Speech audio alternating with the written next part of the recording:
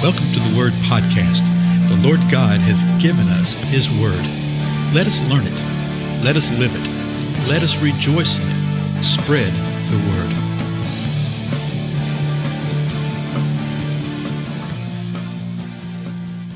Blessings, everybody. This is Dale. Thank you so much for joining with me today on the Word Podcast. We continue going through the Gospel of John. We're up to the 14th chapter right now.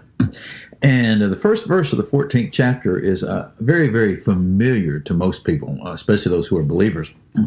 But I want to just sort of emphasize the context of it today, okay? Because so often we will pull verses out and we will know what they are. We know what they mean, basically, but we forget to consider the total context of it.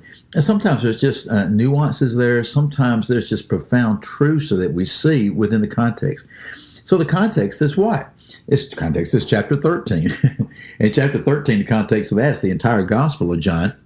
But what we've seen in chapter 13 at this point in time is that Jesus had some times of confrontation, right? Okay, he'd had some things that had happened in his life. So now it's just a few days before the Passover, and he's having a meal. And Jesus set the example for his disciples by humbling himself, and he did it through washing of their feet. And he told them, he said, you don't understand this now, but you will understand me. Well, Peter, remember, wasn't very excited about that. He didn't want to have anything to do with it. And the Lord told him, well, if you don't want to have anything to do with this, then you don't want to have anything to do with me. Well, of course, Peter said, no. I want this. And Jesus said, that's all right.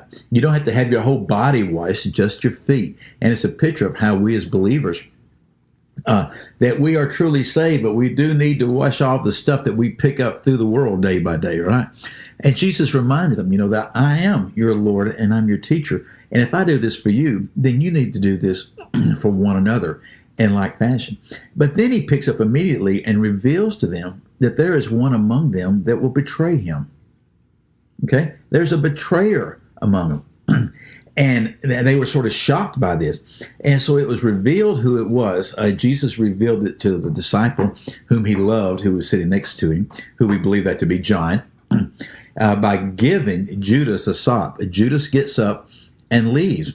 Well, the disciples weren't sure where he was going. They just figured he was taking care of some logistical matters, buying some stuff they needed or whatever. But then the Lord started talking about, now is the Son of Man glorified. And I'm only going to be here with you for a little while, okay? And where I'm going, you cannot go. And they were shocked by this. They thought, well, where are you going that we can't go? And then he tells them this, I give you a new commandment. And the new commandment is what? That you love one another just as I have loved you. And he tells them that people will know, the world will know, all men will know that we are his disciples by our love for one another. That's how they're going to know that we're actually disciples of the Lord, by our love for one another. So Peter sort of pushes him on that. Peter doesn't hear the love one another thing. He's still hung up on the Lord, where are you going? And Jesus says, well, you can't follow me, but you will follow me afterwards. And of course, Peter, impetuous guy that is, I will lay down my life for you in every way. Well, Jesus goes, oh, really? You'll lay down your life for me? I got news for you, dude. You're going to deny me 3 times before the rooster crows. Can you imagine how, I guess humiliating might be a good word, how humiliating that was to Peter? Not only to be corrected, but to be told that you're going to deny me 3 times. Not only are you not going to lay down your life for me, you're going to deny that you even know me. And you can see that in this meal that they're having. And again, it wasn't the Passover meal proper, okay? It was a meal that they were having. You can see the intensity of emotion. Well, now we get to John 14. And remember, there's no chapter division. There's no versification. That's just provided by man for our use and for our benefit. The very next thing that Jesus said is John 14:1. Let not your hearts be troubled. Well, like I said, we're very familiar with that passage. So why would their hearts have been troubled? Well, their hearts would have been troubled because they just heard him say to Peter, you're going to deny me 3 times before the sun comes up. They had just heard Jesus say that I'm with you just for a very brief little while, and then I'm going somewhere where you can't go. They had just seen Judas get up and leave. Okay? They knew something was happening with that. They had heard the things that Jesus had been saying for days, weeks, and months now, though they did not understand. He had been reiterating to them of late that he must needs go into Jerusalem, that he would be handed over to the religious rulers, and that he would be killed. So they had many reasons for their heart to be troubled. But look what he says in the balance of that first verse. Let not your hearts be troubled. Believe in God. Believe also in me. So what's he saying to them? You have a decision to make right here. Let not your hearts be troubled. They could decide to let their hearts be troubled. Have you ever considered that? Apparently, this is something that we, particularly as believers, can make a decision about. I can decide rather to have a troubled heart or to rest in the Lord. And he's telling them, let not your heart be troubled. Well, how do you let not your heart be troubled? Believe in God, believe also in me. It is in believe. And you see that word believe many, many, many times in the Gospel of John. I believe it appears in John more than any of the other Gospels. He's saying, believe in God, believe in me. Particularly in challenging, disturbing, disruptive, difficult times, what they're about to face and they didn't know it. Believe in God, believe in me. And so believe in relationship to what? Well, he gives them a couple of things, because remember the context. The context is, I'm about to leave you. The context is, you're about to deny me. The context is, somebody's going to betray me. Yeah? Verse 2 of John 14. In my Father's house are many rooms.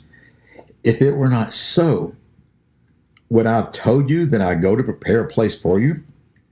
The ESV actually structures that as a question. Listen to it again.